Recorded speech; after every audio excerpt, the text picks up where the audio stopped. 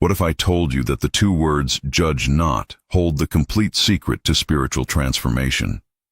Not as a moral rule to follow, but as a mystical key that unlocks healing, abundance, and inner peace. Joel Goldsmith discovered this wasn't about being nice or tolerant. It was about understanding the very nature of God's universe and how we block divine flow through judgment. Most people think judging means criticizing others harshly, but Joel revealed something far deeper. Every time you label anything as good or bad, sick or healthy, rich or poor, you're actually separating yourself from spiritual reality. You're placing your human opinion above divine truth. And in that moment, you close the door to miracles. The mystical secret is this: judgment creates the very conditions you're judging. When you see someone as sick, you reinforce sickness in consciousness. When you see lack, you perpetuate lack. Joel taught that spiritual vision means looking through appearances to the divine reality behind everything. This isn't positive thinking. It's recognizing what already exists in God's perfect creation. Joel Goldsmith spent decades practicing this principle in his healing work. He would sit with people suffering terrible diseases, financial ruin, or emotional torment. But he trained himself never to accept the appearance as reality. He wouldn't see the person as sick or poor or troubled. Instead, he recognized only their spiritual perfection. This takes tremendous spiritual discipline. Your human mind wants to immediately judge and categorize everything. Someone looks ill, so you think they're sick. Someone acts angry, so you label them as a difficult person. But Joel discovered that every judgment you make actually gives power to the illusion rather than the truth. Here's what makes this transformational. When you stop judging, you stop creating. You stop reinforcing the human condition with your consciousness. Instead, you become a clear channel for divine reality to express itself. The healing isn't something you do. It happens naturally when you remove your judgmental thinking from the equation. Let me show you how this works practically. Imagine someone close to you seems depressed and struggling. Your natural human response is to see them as depressed, worry about them, perhaps try to fix them. But every thought that accepts their depression as real actually reinforces it in the invisible realm of consciousness. Joel's approach was radically different. He would recognize that God knows nothing of depression. In divine consciousness, this person is already perfect, whole, and filled with life. The appearance of depression is just that, an appearance, not ultimate reality. By refusing to judge it as real, you stop feeding it with your consciousness. This doesn't mean ignoring practical help or being uncompassionate. It means you help from a foundation of spiritual truth rather than acceptance of the problem as real. You see past the appearance to what's eternally true. And mysteriously, when one person holds this unjudging consciousness, it often precipitates healing in another. The reason this works goes to the heart of mystical Christianity. Joel understood that there's only one consciousness, one mind, which is God's mind. When you judge, you're operating from the illusion of separation, as if your human opinion matters more than divine reality. But when you release judgment, you align with the one consciousness. Think about Jesus saying, "Judge not," alongside his healings. He never accepted disease or lack as real. He saw through appearances to spiritual truth. When he said the blind man could see or the lame could walk, he wasn't changing reality. He was recognizing what was already true in God's perfect creation, and that recognition became visible. This is your power too. Not through trying hard or having great faith, but through the simple practice of withdrawing your judgmental consciousness from appearances. Every time you catch yourself judging anything or anyone, pause and ask what God knows about this. In that pause, transformation begins. Let me share what happened with a student named Andrew who applied this principle to his failing business. For months he'd been judging his situation constantly. Not enough customers, too much debt, competitors doing better. Each judgment felt true based on appearances, but each judgment also locked those conditions in place through his consciousness. When Andrew learned Joel's teaching, he began a radical practice. Every time fear arose about his business, instead of judging it as failing, he would stop and recognize, God knows nothing of failure. In divine reality, infinite supply flows constantly. The appearance of lack is an ultimate truth. He practiced this dozens of times daily for weeks. The shift didn't happen overnight, which is important to understand. For about 3 weeks, nothing changed externally. But Andrew noticed his inner state transforming. Less anxiety, more peace, even when circumstances looked the same. He was training his consciousness to stop reinforcing the problem through judgment. Then, almost mysteriously, things began shifting. A former client returned unexpectedly. A new opportunity appeared from nowhere. Within 2 months, his business had completely turned around, not because he tried harder, but because he stopped judging and blocking divine flow with his limited human opinions. Another powerful example comes from a woman named Sophia dealing with a painful relationship. Her adult son had become distant and angry, barely speaking to her for over a year. Every time she thought of him, judgment flooded her mind. He's being unfair, he's holding grudges, he needs to change, our relationship is broken. Joel would say that every one of those judgments, even though they felt justified, was actually maintaining the separation. Each time Sophia judged the relationship as broken, she gave power to brokenness. Each time she saw her son as angry, she reinforced anger in consciousness. The judgments felt like observations, but they were actually creative acts. Sophia began practicing non-judgment rigorously. When thoughts of her son arose, instead of rehearsing the problems, she would recognize, in God's reality, love is the only presence. This relationship exists in divine perfection right now, regardless of appearances. The separation I see isn't ultimate truth. She did this for months, even when it felt pointless. Gradually, something shifted in the invisible realm. Her son called unexpectedly one evening. The conversation was brief, but warm. Over the following months, connection slowly restored. Sophia realized the healing didn't come from changing him or fixing the relationship. It came from her withdrawing judgment and allowing divine reality to be revealed. Here's what makes this practice so challenging yet so powerful. Every appearance in your life will tempt you to judge. Someone cuts you off in traffic, your body shows symptoms, your bank account looks insufficient, someone criticizes you. In each moment, judgment feels completely appropriate and true. But Joel discovered that spiritual mastery means recognizing that all these appearances exist in the human realm of effect, not in the divine realm of cause. When you judge them as real and powerful, you're actually creating more of the same conditions. You're using your consciousness to reinforce illusion rather than truth. This is why Jesus could walk through violent crowds untouched, why Joel could sit with terminal illness and see healing. They had trained their consciousness not to accept appearances as reality. They looked at the human scene without judging it as powerful or real, and therefore it had no power to harm or limit them. You have this same capability. It's not about denying practical reality or pretending problems don't exist in the human experience. It's about knowing that behind every appearance, divine perfection is the only truth. And when you stop judging the appearance, you stop maintaining it with your consciousness. The transformation available through non-judgment is immediate and practical. Right now, you can look at any situation in your life that seems problematic. Instead of judging it as bad, lacking, sick, or wrong, pause and recognize what exists in God's consciousness. In divine reality, only perfection, wholeness, abundance, and harmony exist eternally. This practice will feel uncomfortable at first because your human mind is trained to judge everything constantly. You'll catch yourself judging dozens of times daily, but each time you notice and withdraw the judgment, you're opening a door for divine reality to flow through. You're removing your limited human consciousness from blocking miracles. Start with small things: traffic, weather, minor annoyances. Practice seeing them without judgment, recognizing that in God's universe, only perfection exists.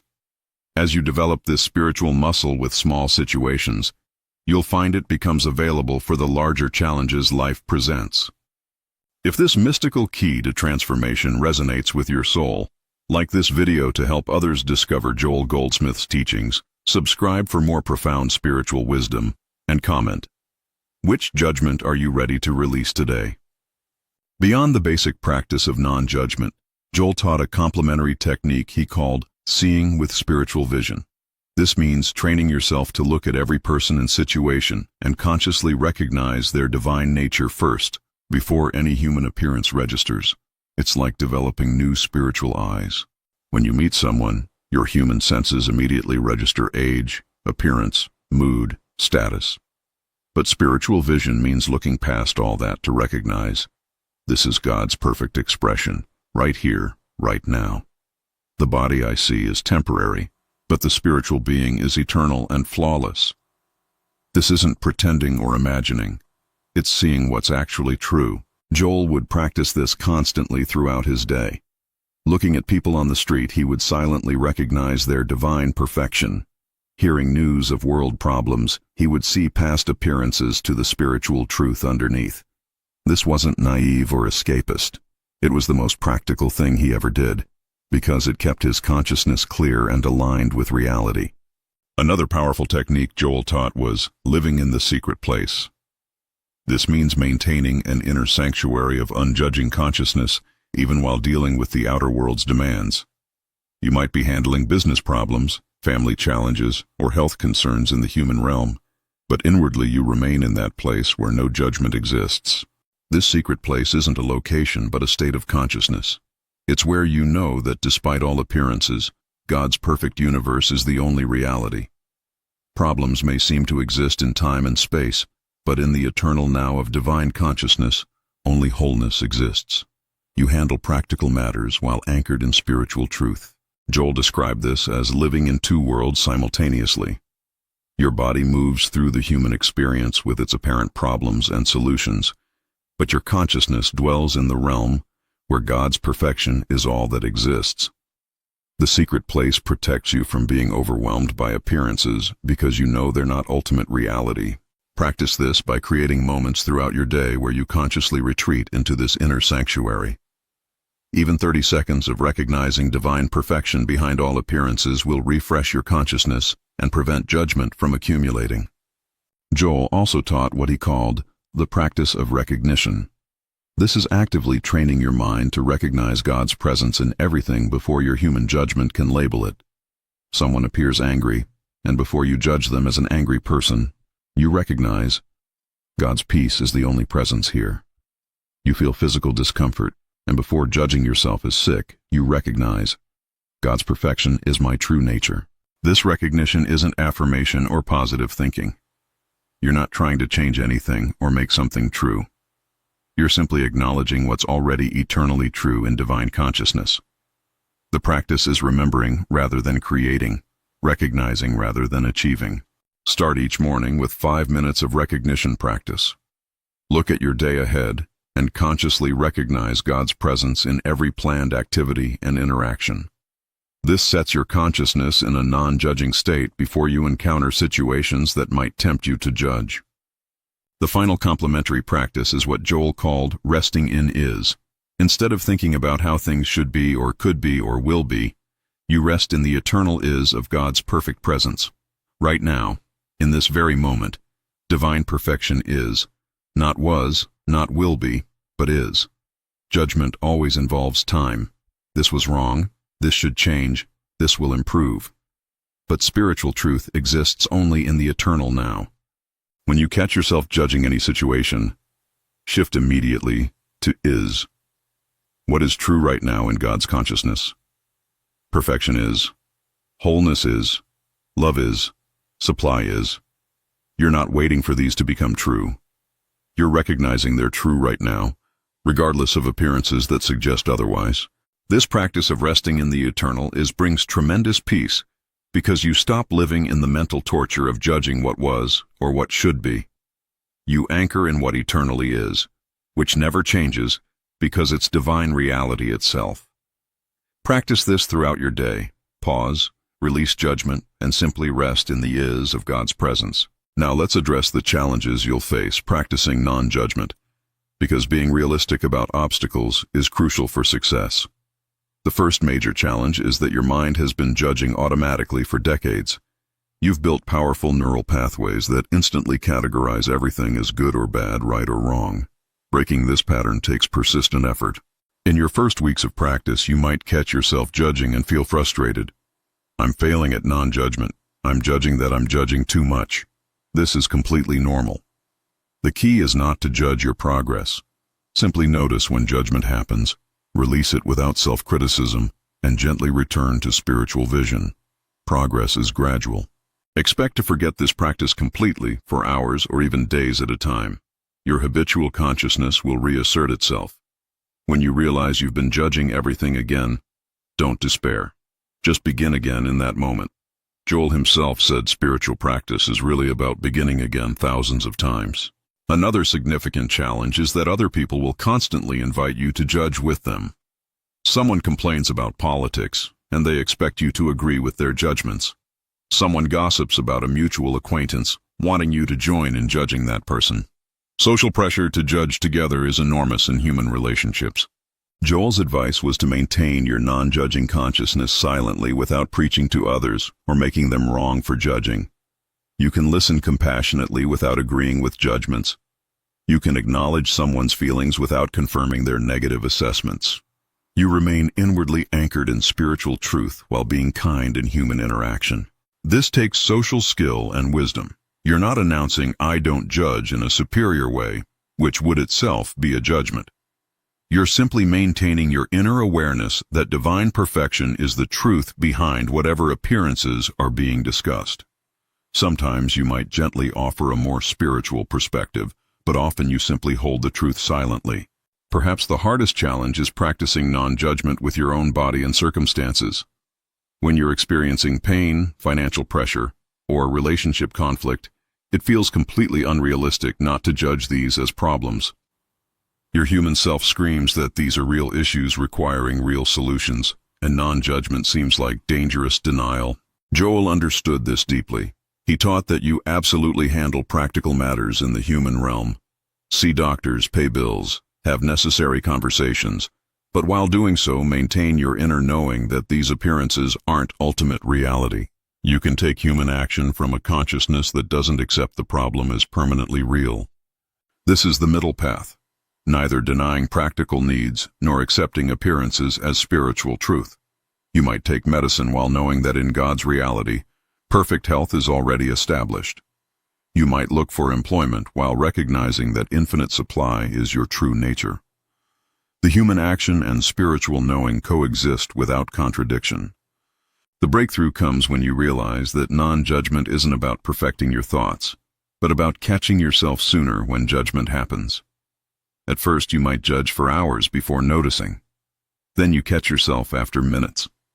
Eventually, you notice judgment arising and can release it immediately. This progressive awareness is the real transformation. Joel emphasized that even catching yourself judging 3 times a day instead of being lost in judgment constantly represents tremendous spiritual progress. You're developing a witness consciousness that can observe your judgmental thinking without being controlled by it. This witness is your spiritual self emerging. Be especially gentle with yourself around physical symptoms or financial concerns. These appearances have biological and social reality that makes them harder to see through. Start with easier things like traffic or weather. Build your non-judgment capacity, then gradually apply it to more challenging situations as your spiritual strength grows. If these challenge-breaking insights speak to your spiritual journey, like to support this transformative content, subscribe for advanced Joel Goldsmith teachings, and comment. Which obstacle feels most real in your practice right now? Let's explore how non-judgment transforms daily life at advanced levels. Consider someone like Vincent, who had practiced Joel's teachings for several years. He'd reached a point where he could catch judgment quickly in most situations. Then he faced his deepest test. His wife received a serious medical diagnosis that doctors said was terminal. Everything in Vincent wanted to judge this as catastrophic, real, and terrifying.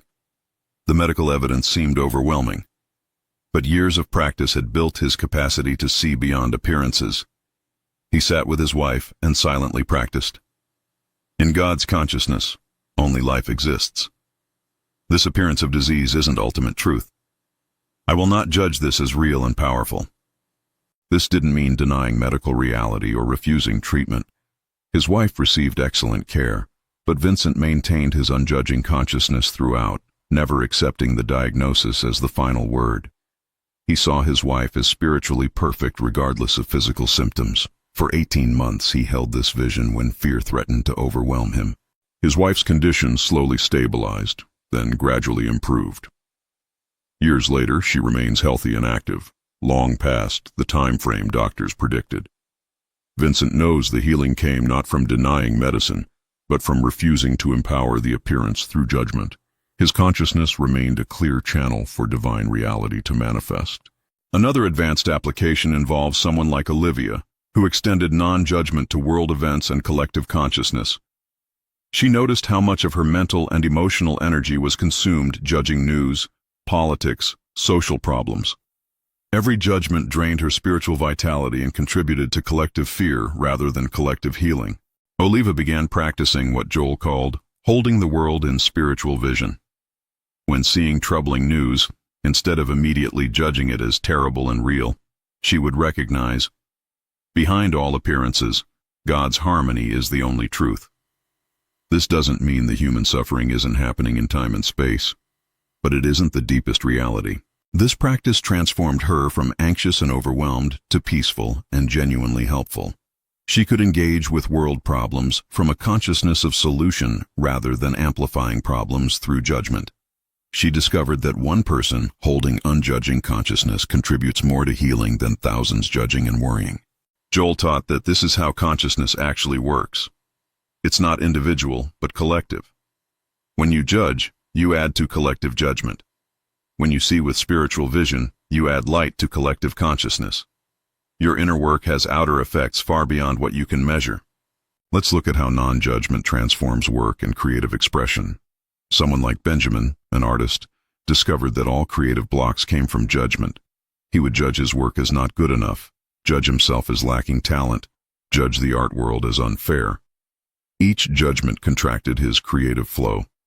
When Benjamin applied Joel's principle, he stopped judging his creative process entirely.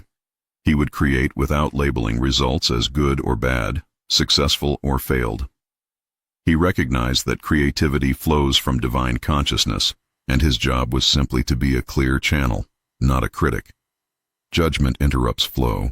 Non-judgment allows it. This doesn't mean Benjamin stopped discerning quality or improving his craft, but he separated practical refinement from judgmental thinking. He could see that a piece needed more work without judging himself or the work as inadequate.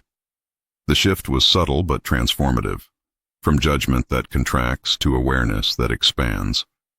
His artistic output increased dramatically, and paradoxically, the quality improved precisely because he stopped judging quality.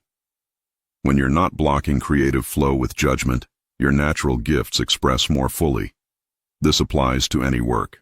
When you stop judging yourself and your performance, you actually perform better because consciousness flows freely. The most advanced application of non-judgment is what Joel called living in the fourth dimension. This means your consciousness dwells permanently in spiritual reality while your body functions in the three-dimensional world. You literally see two universes simultaneously, the appearing world of effects and the true world of divine cause. Someone living in this consciousness, like Joel in his later years, moves through daily life without judging anything as ultimately real except God's perfection. Challenges arise in the human experience, but they're handled from a consciousness that knows their temporary appearances, not permanent reality. This brings a peace that truly passes human understanding. This isn't achieved through effort, but through years of practice that gradually shift where your consciousness habitually dwells. You're not trying to live in the fourth dimension. You're removing the judgments that keep you locked in three-dimensional awareness. It's subtractive, not additive, releasing what blocks rather than acquiring something new. Joel described this as dying daily to the judgmental human self, so that your spiritual self, which never judges because it sees only truth, becomes your primary identity. This is the ultimate transformation available through the simple practice of judge not. It reveals your true nature as spiritual consciousness itself. Now we arrive at the total transformation that judge not brings when practiced consistently. You begin to live from what Joel called the infinite invisible, where your security comes not from visible circumstances but from invisible spiritual reality. Nothing in the appearing world can threaten you because you've stopped judging it as powerful. This doesn't mean you're detached or cold. Actually, you become more compassionate because you see people's struggles without judging them as victims of circumstances. You can help practically while knowing spiritually that their true nature is already perfect. This combination of human kindness and spiritual vision is what Joel called living the mystical life. Your entire relationship with life transforms. You're no longer constantly judging whether things are going well or poorly, whether you're succeeding or failing. You rest in the knowing that behind all appearances, divine perfection is unfolding exactly as it should. This brings profound peace even when the human experience includes challenges. The transformation extends to how you view your purpose and contribution. When you stop judging yourself and others, you naturally become a healing presence wherever you go. Your consciousness, clear of judgment, becomes a light that others feel even if they don't understand it. You don't have to do anything special. Your being itself becomes transformative. Joel lived this way in his later years. People would sit with him and feel their problems dissolve, not because he gave advice or tried to fix anything, but because his unjudging consciousness created a space where spiritual reality could be experienced. He proved that one person living in non-judgment does more good than thousands trying to improve the world from a judging consciousness. This can be your life too. Every moment you practice non-judgment, you're not just changing yourself. You're contributing to a shift in collective consciousness. You're demonstrating that there's another way to live, beyond the constant human habit of judging everything and everyone. You become what the world needs most, a clear space where divine reality can shine through.